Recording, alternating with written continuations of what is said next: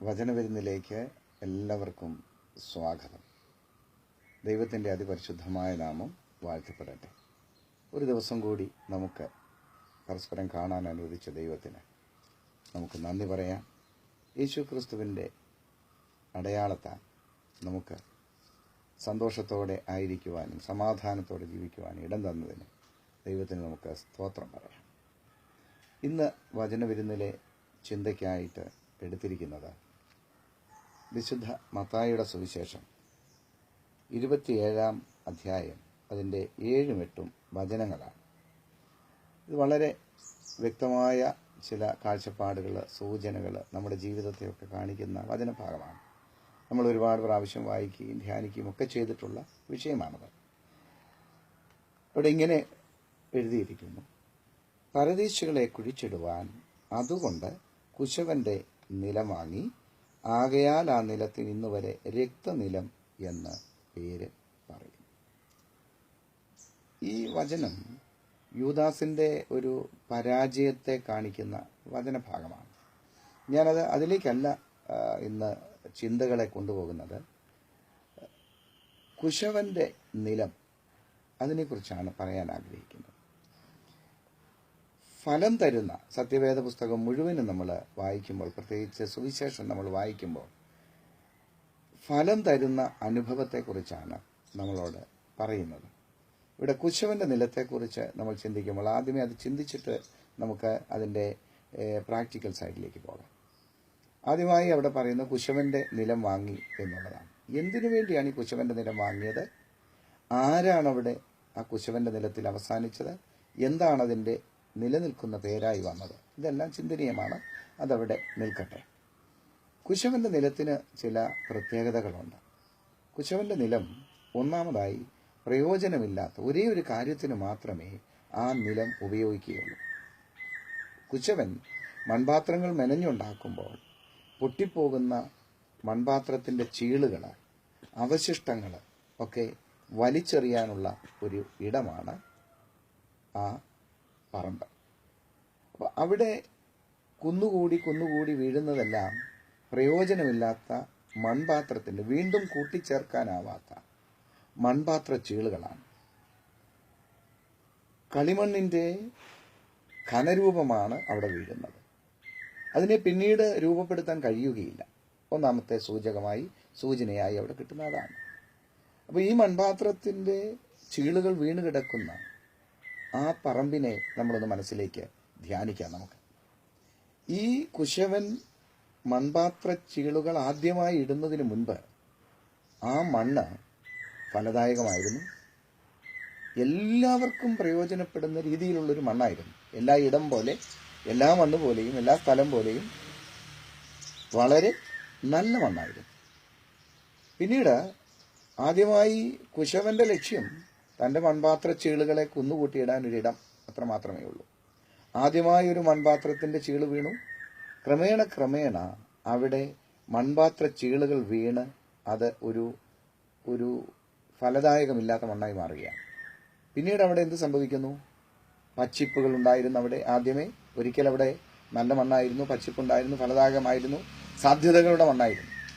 പിന്നീട് ഇതെല്ലാം വീണ് കഴിഞ്ഞപ്പോൾ, മൺപാത്ര ചീളുകൾ വീണ് കുമിഞ്ഞു കൂടിക്കഴിഞ്ഞപ്പോൾ ഫലം നഷ്ടപ്പെട്ടു. ആദിയുടെ നന്മകളൊക്കെ നഷ്ടപ്പെട്ടു പോയി. പിന്നീട് അത് ഒരു ഹരിതമണ്ണും അല്ലാതെ മാറുകയാണ്, പച്ചിപ്പില്ലാത്ത മണ്ണായി മാറുകയാണ്, നനവില്ലാത്ത മണ്ണായി മാറുകയാണ്. പിന്നീട് ആരും അവിടേക്ക് തിരിഞ്ഞു നോക്കാത്ത ഒരവസ്ഥ വരികയാണ്. പിന്നീട് ഈ മൺപാത്ര ചീളുകളെ വലിച്ചെറിയപ്പെടുന്ന ഒരു ഭൂമിയായിട്ടത് മാറുകയാണ്. അപ്പോൾ അതൊരു വലിയ സൂചനയായിട്ട് നമ്മുടെ മുമ്പിൽ നിൽക്കുകയാണ്. എന്നാൽ തിരിച്ചറിയേണ്ട ഒരു കാര്യം, അതിൻ്റെ വളരെ വ്യക്തമായ നമുക്കുള്ള സന്ദേശം എന്താണ്? ആ കുശവന്റെ നിലത്തിൻ്റെ ഒരു സന്ദേശം ഞാൻ പറയുകയാണ്. ആ കുശവന്റെ നിലത്തിൽ വീണിരിക്കുന്ന മൺപാത്രങ്ങൾ, ചീളുകളെ എടുത്തു മാറ്റിയാൽ അതിൻ്റെ അടിയിലെ മണ്ണ് കണ്ടെത്താൻ കഴിയും. വീണ്ടും അത് ഫലദായകമായൊരു മണ്ണ് അതിൻ്റെ അടിയിൽ കിടപ്പുണ്ടാകും. ആ ഫലദായകമായ മണ്ണിൻ്റെ പുറത്താണ് ഈ മൺപാത്ര ചീളുകളെല്ലാം വീണ് കിടക്കുന്നത്. അത് നമ്മൾ എടുത്തു മാറ്റി ആ മണ്ണിനെ പുറത്തു കൊണ്ടുവരിക, ഫലദായകമാക്കി മാറ്റുക എന്നുള്ള ഒരാത്മീക ഉത്തരവാദിത്വം നമ്മളിൽ കിടപ്പുണ്ട്. ഈ കുശവന്റെ നിലത്തെ നമ്മുടെ ജീവിതവുമായി, നമ്മുടെ മനസ്സുമായി, നമ്മുടെ ഹൃദയവുമായി, നമ്മുടെ ഭവനവുമായിട്ടൊക്കെ ഒന്ന് ചിന്തിപ്പിക്കുന്നത് നല്ലതാണ്, കണക്ട് ചെയ്യുന്നത് നല്ലതാണ്. അവിടെ കാലക്രമേണ നമ്മളാരും മോശമായി ജനിക്കുന്നവരല്ല. എല്ലാ മനുഷ്യനിലും ഒരു നന്മയുടെ ഇടം കിടപ്പുണ്ട്. കോപിഷ്ഠനാണെങ്കിൽ, ജീവിതത്തിൻ്റെ തകർച്ചകളൊക്കെ പറയുന്ന അനുഭവങ്ങളിൽ ഒക്കെ ആഴങ്ങളിൽ എവിടെയോ നന്മയുടെ സാധ്യതകൾ ഇന്നും മറഞ്ഞു കിടപ്പുണ്ട്. ആ നന്മയുടെ സാധ്യതകളെ തിരിച്ചു പിടിക്കാൻ ഉള്ള വിളിയാണ് ആത്മീക വിളി എന്ന് പറയുന്നത്, ക്രിസ്തീയ ജീവിതം എന്ന് പറയുന്നത്. അല്ലാതെ കുറേ കാര്യങ്ങൾ ചെയ്തു തീർക്കുന്നതല്ല. കുറേ കാര്യങ്ങൾ കുശവന്റെ മണ്ണിന്റെ മുകളിൽ വീണ്ടും വീണ്ടും പോയി എന്തെങ്കിലും ചെയ്യുകയല്ല. കുശവന്റെ നിലത്തിന്റെ അടിയിൽ അടിഞ്ഞുകൂടി കിടക്കുന്ന ആ മൺപാത്ര ചീളുകൾക്കടിയിൽ കിടക്കുന്ന നന്മ നിറഞ്ഞ മണ്ണിനെ പുറത്തു കൊണ്ടുവരണം. ഇതെങ്ങനെ നമുക്ക് സാധിക്കും? നമ്മളെല്ലാവരും ജീവിതത്തിൽ ഓരോ ദിവസവും നമ്മുടെ പ്രാർത്ഥനകൾ സമർപ്പിക്കുന്നതും നമ്മുടെ ആവശ്യങ്ങൾ സമർപ്പിക്കുന്നതും നമ്മൾ ആരാധിക്കുന്നതുമൊക്കെ ഈ മൺപാത്ര ചീളുകളുടെ പുറത്തു നിന്നുകൊണ്ടാണ്. അതുകൊണ്ട് എന്ത് സംഭവിക്കുന്നു? ഫലം പുറപ്പെടുവിക്കാൻ കഴിയുന്നില്ല. അതുകൊണ്ടാണ് ക്രിസ്തു വളരെ വ്യക്തമായിട്ട് പറഞ്ഞത്, മാനസാന്തരപ്പെടുവീൻ. അതാണ് സുവിശേഷത്തിന്റെ അർത്ഥം. ക്രിസ്തു എന്ന് പറയുന്ന ആ വലിയ സത്യത്തിന്റെ അർത്ഥമെന്ന് പറയുന്നത് മാനസാന്തരപ്പെട്ടവനിൽ രൂപപ്പെടുന്ന ഫലമാണ് ക്രിസ്തു എന്ന് പറയുന്നത്. മൺപാത്ര ചീളുകളെ തുടച്ചു മാറ്റി കഴിയുമ്പോൾ ക്രിസ്തു എന്ന് പറയുന്ന ആ വലിയ അനുഭവത്തിൽ നിന്ന് പുതിയ ഫലങ്ങൾ രൂപപ്പെടാൻ തുടങ്ങും. അതായത് ക്രിസ്തുവിലൂടെ നേടിയെടുക്കേണ്ട ഒരു ജീവിതത്തെയാണ് ഇവിടെ നമുക്ക് കാണിച്ചു തരുന്നത്. ക്രിസ്തുവിലൂടെ നമ്മൾ തിരിച്ചു പിടിക്കേണ്ട ഒരു ജീവിതത്തെയാണ് ഇവിടെ കാണിച്ചു തരുന്നത്. നമ്മുടെ ജീവിതത്തിൽ ക്രിസ്തുവിനെ സ്വീകരിച്ചു കഴിഞ്ഞാൽ, ക്രിസ്തുവിനെ നമുക്ക് ഉൾക്കൊള്ളാൻ കഴിയണമെങ്കിൽ ഈ മൺപാത്ര ചീളുകളെയൊക്കെ തുടച്ചു മാറ്റിയേ പറ്റും. അപ്പോൾ ഈ മൺപാത്ര ചീളുകൾ, നമ്മളെല്ലാം മൺപാത്രങ്ങളാണ്, യഥാർത്ഥത്തിൽ മൺപാത്രങ്ങളാണ്, പൊട്ടിപ്പോകുന്ന മൺപാത്രങ്ങളാണ്, പൊട്ടിക്കഴിഞ്ഞാൽ പ്രയോജനമില്ലാത്തതുമാണ്. അപ്പോൾ നമ്മളിലൊക്കെ വളരെ മനോഹരമായ ഒരു ഫലം കിടപ്പുണ്ട്. യോഹന്നാന്റെ സുവിശേഷം 15-ാം അധ്യായത്തിലേക്ക് നമ്മൾ കടന്നു വരുമ്പോൾ ഫലം നന്നാകണമെങ്കിൽ നിലം നന്നാകണമെന്നുള്ള മനോഹരമായൊരു ചിന്ത അവിടെ കിടപ്പുണ്ട്.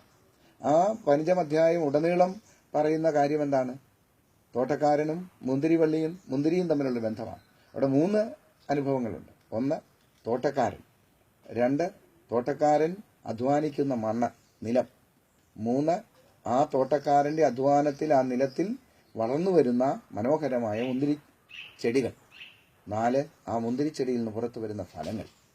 അപ്പോൾ ഈ 4 ഘടകങ്ങളും, 4-മത്തെ ഘടകമായ ആ മുന്തിരി ഫലങ്ങൾ കിട്ടണമെങ്കിൽ തോട്ടക്കാരൻ, ഫലദായകമായ മണ്ണ്, അതിൽ നട്ടിരിക്കുന്ന ചെടി, അതിൻ്റെ വളർച്ച, സംരക്ഷണം, ഇതെല്ലാമുണ്ട്. അപ്പോൾ ക്രിസ്തുവാകുന്ന ആ തോട്ടക്കാരന് അധ്വാനിക്കാൻ പറ്റുന്ന, രൂപപ്പെടുത്തിയെടുക്കാൻ പറ്റുന്ന ഒരു മണ്ണായി നമ്മൾ മാറേണ്ട സമയമായിരിക്കുകയാണ്.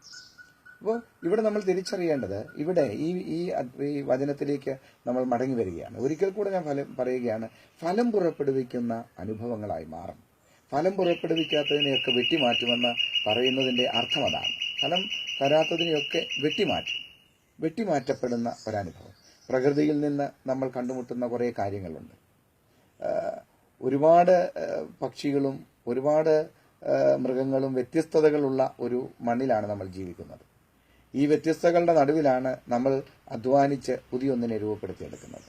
അപ്പോൾ ആ ഒരു അനുഭവം വ്യത്യസ്തമായ ലോകത്ത്, വ്യത്യസ്തമായ സാഹചര്യങ്ങളിൽ, വ്യത്യസ്തമായ സന്ദർഭങ്ങളിൽ, വ്യത്യസ്തമായ ജീവിത അനുഭവങ്ങളുടെ നടുവിൽ നിന്ന് നന്മ നിറഞ്ഞൊരു ഫലത്തെ രൂപപ്പെടുത്തിയെടുക്കുവാൻ ഇന്ന് ക്രിസ്തു നമ്മളെ വിളിച്ചിരിക്കുകയാണ്. ഇവിടെ മനോഹരമായി ഈ വചനത്തിലേക്ക്, മത്തായിയുടെ സുവിശേഷത്തിലേക്ക് വന്ന് ഞാൻ നിർത്തുകയാണ് ഈ വചനഭാഗത്തെ. അപ്പോൾ നമ്മളോട് പറയുന്ന ഒരു കാര്യം ഇതാണ്, നന്മ നിറഞ്ഞ ഒരു ജീവിതം നമ്മളിൽ നിന്നുണ്ടാകും. അപ്പോൾ എവിടെയോ തിന്മ നമ്മുടെ നന്മകളെ മൂടിയിട്ടിരിക്കുകയാണ്, പാപം നമ്മുടെ നന്മകളെ മൂടിയിട്ടിരിക്കുകയാണ്. അതിനെ പുറത്തു കൊണ്ടുവരണമെങ്കിൽ കാൽവരി മലയിൽ നമുക്ക് വേണ്ടി യാഗമായി തീർന്ന കർത്താവിൻ്റെ പുണ്യാഗ രക്തം ആ മണ്ണിലേക്കൊന്ന് പറഞ്ഞൊഴുകണം. ഞാൻ വ്യക്തമായിട്ട് പറയുകയാണ്, ഏതൊന്നിനെയും ഉരുക്കാൻ കഴിയുന്ന, ഏത് കഠിനതയും ഉരുക്കാൻ കഴിയുന്ന ഒരൊറ്റ അനുഭവമേ ഉള്ളൂ, ഒരൊറ്റ സാഹചര്യമേ ഉള്ളൂ, അത് ക്രിസ്തുവിൻ്റെ രക്തത്തിന് കഴിയും. ആ ക്രിസ്തുവിൻ്റെ രക്തം ഈ കുശവന്റെ പറമ്പിലെ മൺപാത്ര ചീളുകളുടെ മേലൊന്ന് പതഞ്ഞൊഴുകിയാൽ അതെല്ലാം പൊടിഞ്ഞ് ആ മണ്ണിൽ ലയിച്ചു ചേർന്ന് കൂടുതൽ ഫലം തരാൻ തുടങ്ങും. ഇവിടേക്ക് കടന്നു വരുമ്പോൾ നമ്മൾ മനസ്സിലാക്കുന്ന ഒരു കാര്യം ഇതാണ്.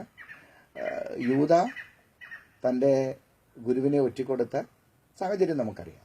അവിടെ അനുദപിച്ചു എന്നൊരു വാക്ക് പറയുന്നുണ്ട്. യഥാർത്ഥ യൂദായുടെ അനുഭവം ക്രിസ്തുവിലെത്തുന്ന ഒരു അനുതാപമായിരുന്നില്ല.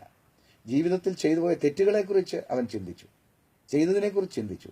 പക്ഷേ ചെയ്തതിലേക്ക് ക്രിസ്തുവിനെ ഒന്ന് ഇടപെടുത്താൻ യൂദായ്ക്ക് കഴിഞ്ഞില്ല. അതൊരു വേറൊരു വിഷയമായതുകൊണ്ട് അതിൽ വേറൊരു അനുതാപത്തെക്കുറിച്ച് നമുക്ക് അതിൻ്റെ ചിന്തയിലേക്ക് കൊണ്ടുവരാം. ഈ യൂദ തിരിച്ചു ചെന്നിട്ട് കിട്ടിയ പണത്തെ വലിച്ചെറിയുകയാണ് ആരുടെ മുമ്പിലേക്ക്? പ്രയോജനമില്ലാത്ത ഒരു വസ്തുവായ ആ 30 വെള്ളിക്കാശ് മാറി. അവൻ ചിന്തിച്ചതൊക്കെ, അത് നേടിയെടുക്കുന്നതിന് മുമ്പ് അവൻ ചിന്തിച്ചതൊക്കെ ഇതുകൊണ്ട് വലിയ കാര്യങ്ങൾ ചെയ്യാവുന്നതാണ്. പക്ഷേ അത് നടന്നില്ല. അത് പ്രയോജനമില്ലാതായിപ്പോയി. അത് ഫലം പുറപ്പെടുവിക്കാത്തതായിപ്പോയി. നേരെ ചെന്ന് ആലയത്തിലേക്ക് ചെന്നു അതിനെ വലിച്ചെറിയുകയാണ്. അവരുടെ മുമ്പിൽ വലിച്ചെറിയുകയാണ്. തന്നവരുടെ മുമ്പിലേക്ക് വലിച്ചെറിയാം. അവർ ചോദിക്കുന്നൊരു ചോദ്യമുണ്ട്. അവിടെ ചോദിക്കുന്ന ചോദ്യം ഇങ്ങനെയാണ്: രക്തത്തെ കാണിച്ചു കൊടുത്തതിനാൽ പാപം ചെയ്തു എന്ന് പറഞ്ഞ് അതിന് ഞങ്ങൾക്കെന്ത്? അവർ ചോദിക്കുന്നു, ഞങ്ങൾക്കെന്താ? അപ്പോൾ മനസ്സിലാക്കേണ്ട കാര്യം, പ്രലോഭിപ്പിക്കുന്നവനും കൂടെ നിൽക്കുന്ന വാഗ്ദാനം ചെയ്യുന്നവനുമൊക്കെ ഒരു തിന്മയിലേക്ക് നമ്മളെ എത്തിച്ചു കഴിഞ്ഞാൽ അവരെല്ലാം കൈയൊഴിഞ്ഞു മാറും. എന്നാൽ നിന്റെ ജീവിതത്തിൽ കൈയൊഴിയാതെ ഇടപെടുന്നവനായ ഒരുവനുണ്ട്. അവൻ കർത്താവായ യേശുക്രിസ്തു മാത്രമാണ്. ഇവിടെ പറയുന്ന ഞങ്ങൾക്കെന്ത്, നീ തന്നെ നോക്കിക്കൊള്ളുക എന്ന് അവർ പറഞ്ഞു. അവൻ ആ വെള്ളിക്കാശ് മന്ദിരത്തിൽ എറിഞ്ഞു, ചെന്ന് കെട്ടിഞ്ഞാന്ന് ചത്തു. എന്നിട്ട് പറയുന്നത് എന്താ? മഹാപുരോഹിതനാണ് വെള്ളിക്കാശെടുത്ത് ഇത് രക്തത്തിന്റെ വിലയായതിനാൽ ശ്രീഭണ്ഡാരത്തിൽ ഇത് വിഹിതമായി. ശ്രീഭണ്ഡാരത്തിൽ പോലും ആ നാണയത്തിന് പ്രയോജനമില്ലാതെ വന്നു. പാപം ചെയ്തവന്റെ ഫലം. അതിനെക്കുറിച്ച് ഞാൻ പറയുന്നില്ല, വേറൊന്നിലേക്ക് വരികയാണ്. ഇതിന്റെ അവസാന ഭാഗത്ത് നമ്മൾ വായിച്ച വേദഭാഗത്തിലേക്ക് വരികയാണ്. അവിടെ എന്താ പറയുന്നത്? അവരത് കൊടുത്ത് കുശവന്റെ പറമ്പ് വാങ്ങി. എന്താ അവരുടെ ലക്ഷ്യം? സ്വദേശികൾക്ക് വേണ്ടിയല്ല, അംഗീകരിക്കപ്പെട്ടവർക്ക് വേണ്ടിയല്ല, പരദേശികൾക്ക് വേണ്ടി. എവിടെ നിന്നോ കടന്നു വന്ന് ഇവിടെ വീണ് ചാകുന്നവന് വേണ്ടി, അവനെ വലിച്ചെറിയുവാൻ വേണ്ടി, ആ യാതൊരു അഡ്രസ്സും ഇല്ലാത്തവന് വേണ്ടി, അവനെ മറവ് ചെയ്യാൻ വേണ്ടി ഒരു മണ്ണ് മേടിച്ചു, ഒരു നിലം മേടിച്ചു. അത് കുശവന്റെ. അപ്പോൾ വലിച്ചെറിയപ്പെടുന്ന മൺപാത്ര ചീളുകളും പരദേശിയായി ഇവിടെ വന്ന് വീണടിയുന്നവനും ഒക്കെ പ്രയോജനമില്ലാത്തവർ കുന്നുകൂടുന്ന ഒരു സ്ഥലമായി മാറി. ആ മണ്ണ് ആരാൽ വാങ്ങി? ആരതിന് കാരണക്കാരനായി? യൂദാസ്. അപ്പോൾ ക്രിസ്തുവിന്റെ ഹൃദയത്തിൽ നിന്ന് അകന്നു മാറുന്നവരൊക്കെ ഫലം പുറപ്പെടുവിക്കാതെ, അവരൊക്കെ പ്രയോജനമില്ലാത്ത അനുഭവങ്ങളിലേക്ക് എത്തുമെന്നുകൂടി ഒരു സൂചന നമുക്കിവിടെ കിട്ടുന്നുണ്ട്. എന്നിട്ട് അതിന് പേരിട്ടു രക്തനിലം, അക്കൽദാമ എന്ന് പേരിട്ടു. നമ്മൾ ഇന്ന് ചിന്തിച്ചു നോക്കാൻ, നമ്മുടെ ഹൃദയം രക്തനിലയമാണ്. നമ്മൾ പ്രയോജനമില്ലാത്തവരാണ്. നാളുകളായി നമ്മളിൽ കിടക്കുന്ന വൈരാഗ്യത്തിൻ്റെയും പ്രതികാരത്തിൻ്റെയും കയ്പിൻ്റെയും ദുസ്സൂചനകളുടെയും നിരാശയുടെയും ഒക്കെ അനുഭവങ്ങൾ കൊണ്ട്, മൺപാത്ര ചീളുകൾ കൊണ്ട് നമ്മൾ മൂടപ്പെട്ടിരിക്കുക. ഇന്ന് കർത്താവ് ഒരു ദൗത്യം നമ്മളെ ഏൽപ്പിക്കുകയാണ്. നമുക്കിതിനെയൊക്കെ എടുത്തു മാറ്റാൻ ശക്തിയില്ലെന്ന് നമ്മൾ പറയും. ഞങ്ങൾ അശക്തനാണ്. നിന്റെ മുഴങ്കാലൊന്ന് മടക്കുക ക്രിസ്തുവിന്റെ മുമ്പിൽ. ക്രിസ്തുവിന്റെ മുമ്പിൽ മുഴങ്കാലൊന്ന് മടക്കി കരങ്ങളൊന്ന് ഉയർത്തിക്കുക. ഈ കരങ്ങൾക്ക് ശക്തി തരും ദൈവം. എത്രമാത്രം ഘനമായി കിടന്നാലും ആ മൺപാത്ര ചീളുകളെ ഓരോന്നോരോന്നായി എടുത്തു മാറ്റി ഫലം കണ്ടെത്തുന്ന, അതിനടിയിൽ കിടക്കുന്ന നന്മ നിറഞ്ഞ മണ്ണിനെ തിരഞ്ഞെടുത്ത് നമ്മുടെ ഭവനത്തെ ഒരു മനോഹരമായ ഫലദായകമായ ക്രിസ്തുവിന്റെ മണ്ണാക്കി മാറ്റാം. ക്രിസ്തുവിനോട് ചേർന്ന് നിൽക്കുന്ന ഒരനുഭവത്തിലേക്ക് നമുക്ക് വരാം. കർത്താവിന്റെ രക്തത്താൽ വീണലിഞ്ഞ മണ്ണിൽ എന്ത് നട്ടാലും, ഒരു തുള്ളി കണ്ണുനീര് വീണാലും ആ കണ്ണുനീര് അനുഗ്രഹമാക്കി മാറ്റുന്ന ഒരു കർത്താവുണ്ട്. അതുകൊണ്ട് മൺപാത്ര ചീളുകൾ ഇളഞ്ഞു കിടക്കുന്ന കുശവന്റെ നിലമല്ല, ഇനി മുതൽ നമ്മൾ ക്രിസ്തുവിന്റെ നിലമാണ്. ഫലം പുറപ്പെടുവിക്കുന്നു. ക്രിസ്തുവാകുന്ന തോട്ടക്കാരന് അധ്വാനിക്കാൻ കഴിയുന്ന, എൻ്റെ ജീവിതത്തെ പരിപൂർണമാക്കി മാറ്റിയെടുക്കുന്ന ഒരു ക്രിസ്തുവിൽ ഞാൻ എത്തുകയാണ്. ആ ക്രിസ്തുവിനെ നമുക്ക് ഹൃദയത്തിലേക്ക് സ്വീകരിക്കാം. നിശ്ചലമല്ല നമ്മളിനി. മൂടപ്പെട്ട് കിടക്കുന്നവരല്ല, ശ്വാസം മുട്ടി കിടക്കുന്നവരല്ല, സ്വതന്ത്രരാണ് നമ്മൾ.